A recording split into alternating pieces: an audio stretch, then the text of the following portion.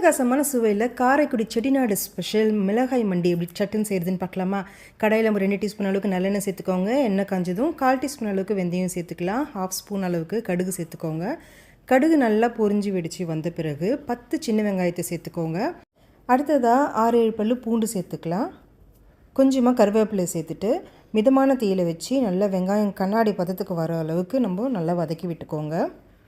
வெங்காயம் வதங்கி வர்றதுக்குள்ளே இப்போது பச்சை மிளகாவை ரெடி பண்ணிக்கலாம். இதுக்கு நான் 5 பச்சை மிளகாய் எடுத்துருக்கேன். உங்களுக்கு காரம் இன்னும் அதிகமாக வேணும்னா இன்னும் ஒரு 2 பச்சை மிளகாய் அதிகமாக எடுத்துக்கோங்க. இது போல் சின்ன சின்னதாக ஓட்டை போட்டு ரெடி பண்ணிக்கலாம். பாருங்கள், நல்லா வெங்காயம் நல்லா வதங்கி வந்திருக்கு. இப்போ இந்த ஸ்டேஜில் நம்ம பச்சை மிளகாவை சேர்த்துக்கலாம். சேர்த்துட்டு இது நல்லா கலந்து விட்டுக்கோங்க. இப்போ தேவையான அளவுக்கு உப்பு சேர்த்துக்கலாம். 1/2 ஸ்பூன் அளவுக்கு நான் உப்பு சேர்த்துக்கிறேன்.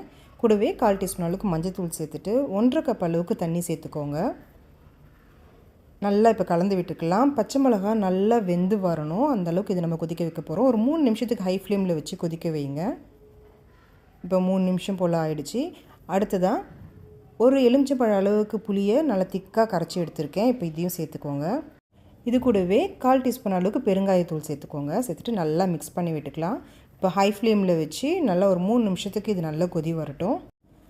கொஞ்சம் அரிசியை ஊற வச்சு அதை நல்லா வாஷ் பண்ணி முதல்ல கழுவுன தண்ணியை கீழே ஊற்றிடுங்க. 2வது முறை திரும்பியும் தண்ணி ஊற்றி நல்லா அதை வாஷ் பண்ணிவிட்டு அந்த தண்ணியை நம்ம ஒரு பவுலில் தனியாக எடுத்துக்கலாம்.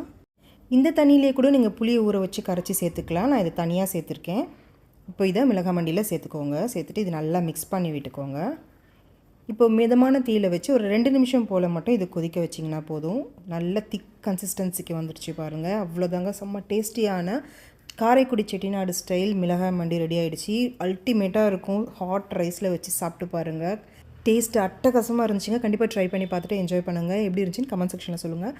இந்த வீடியோ உங்களுக்கு பிடிச்சிருந்துச்சுன்னா உங்கள் ஃப்ரெண்ட்ஸ் அண்ட் ஃபேமிலி கூட இந்த வீடியோவை ஷேர் பண்ணிக்கோங்க. Thank you friends.